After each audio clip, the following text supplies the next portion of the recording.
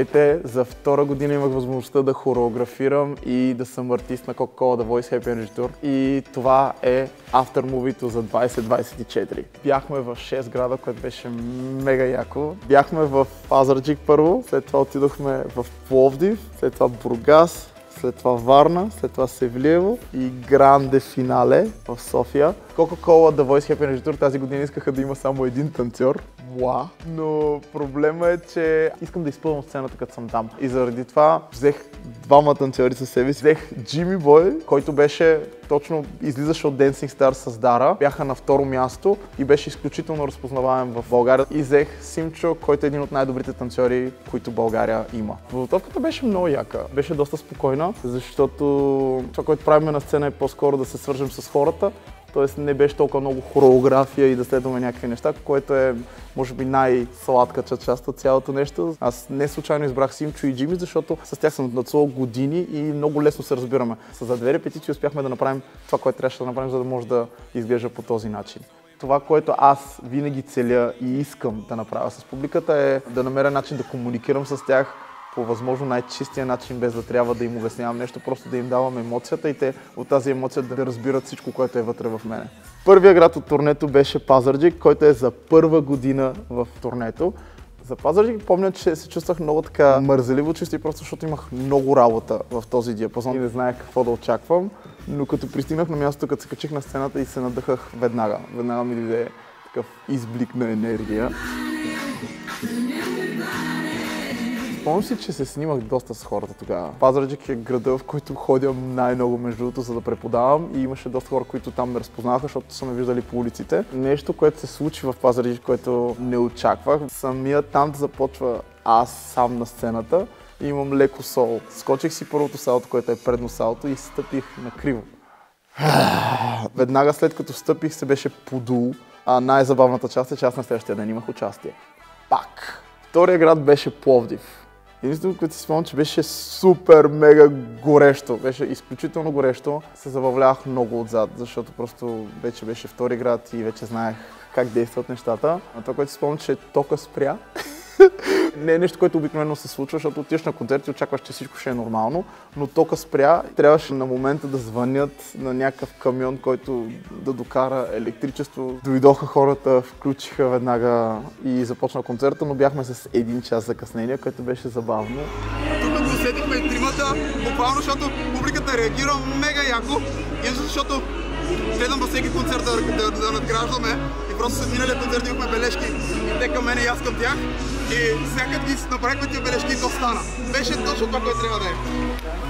Третия град беше Бургас. Спомням си, че тогава тъкмо беше ми дошло в ума, че исках да правя забавни интервюта, така че тогава вече бях започнал да правя забавни интервюта с артистите и с хората, които идват, т.е. повече с тинейджери, така че обикалях с микрофон на Coca-Cola и задавах въпроси на хората и отговорите, които получавах, даже реално предизвиках някой от тях да правят лицеви опори. Имаше някакво дете, което скочи салто. Мисля, че в Бургас много се забавлявах. Може би едната разлика от миналата година е, че тази година не валеше, защото миналата година валя. Дара се подхлъзна и падна. Аз скочих салто и почти не се пребих. Може да видите от видеята, че беше пълно. В Бургас беше пълно до горе.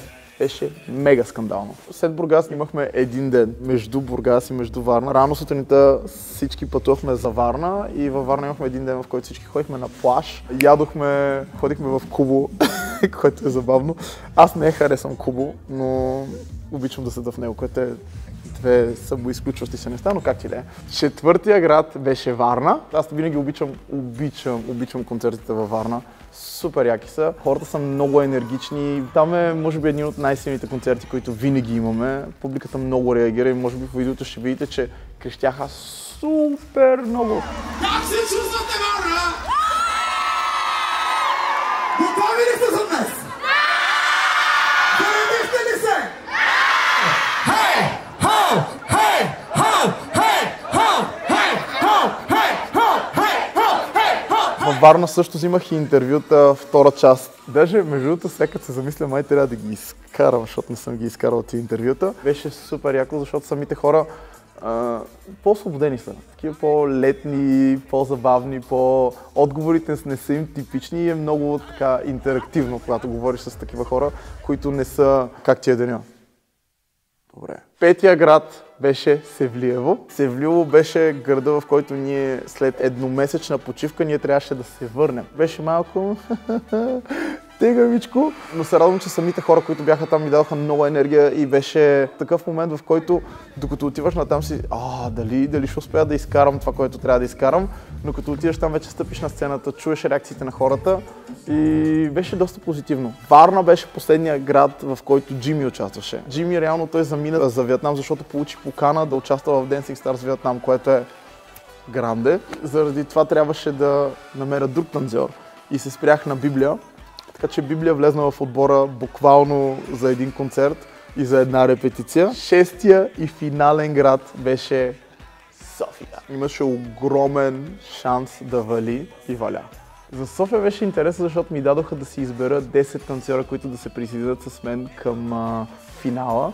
И това беше много яко, защото имах възможността да избера още няколко човека, които да вдигнат енергията. Беше изключително трудно да изберат 10 човека, които да правят интересни неща на сцена.